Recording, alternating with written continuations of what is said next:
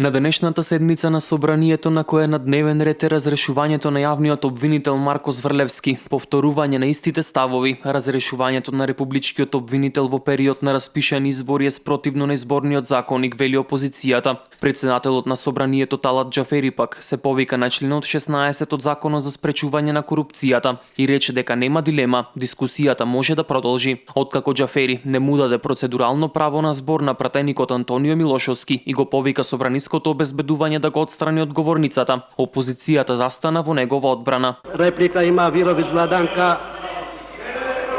Вирович Владанка. Благодарам. Антонио Милошовски не сте добиле. Антонио Милошовски не сте добиле. Антонио Милошовски не сте добиле збор, одете на место. Обезбедување да се успостави ред.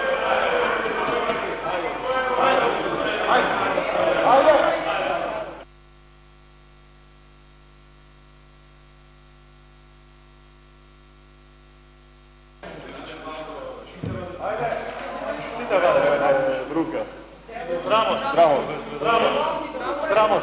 Вакво собрание. Илија не мора да има. Ослободете ја говорницата. Ослободете ја говорницата.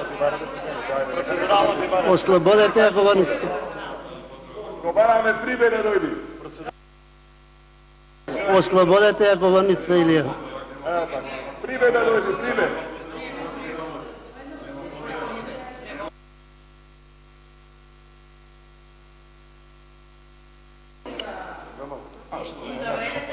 Илија Димовски, слободете ја говорницата.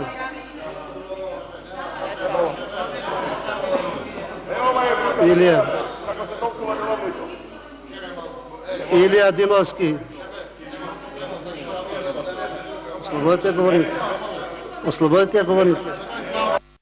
На почетокот на продолжението на седницата, Илија Димовски од ВМРО ДПМН го повтори ставот дека барањето за разрешување на Зврлевски е незаконско и спротивно на деловникот и побара повторно оваа точка да се симне од дневниот ред. Ова исто така е во спротивност на мислењето на Државната комисија за спречување корупција доставено до владата на Република Македонија во врска со дилемата за разрешување, односно именување функционери по распишување избори, според која од денот на донесување на одлука за распишување на избори до завршување на изборот, постои законска пречка да се разрешуваат и именуваат директори на државна управа и други државни институции, освен во случаи каде нивниот мандат е завршен, како што не е случај во конкретната состојба, и затоа не случајно владата брзаше до саботата да разреши толку и да назначи нови, со што и вие учествувавте свесно очигледно. Предлогот Зврлевски да биде разрешен го поднесе владата, поради како што се наведува во образложението, незаконско, ненавремено и недоволно стручно вршење на функцијата.